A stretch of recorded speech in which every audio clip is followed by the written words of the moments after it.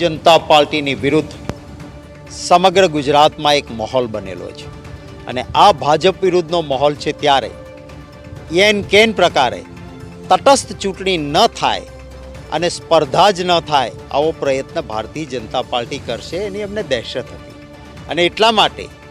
ગુજરાતના તમામ ફોર્મમાં નાની એવી પણ ક્યાંય ટેકનિકલ ભૂલ ન રહે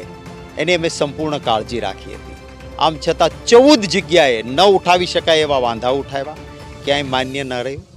સુરતમાં અમારો એક પાટીદાર યુવાનની તરફેણમાં માહોલ હતો અને કોંગ્રેસ જીતી જશે એવી પરિસ્થિતિ લાગી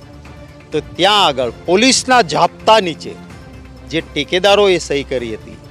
એ ટેકેદારો પાસેથી એવી એફિડેવિટ કરાવડાવી કે અમે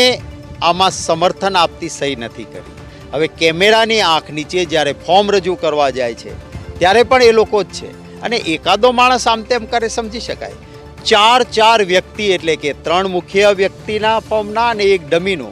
ચારેય વ્યક્તિ પોલીસના જાપ્તા નીચેને આવીને આ કરે છે. આ સ્પષ્ટ બતાવે છે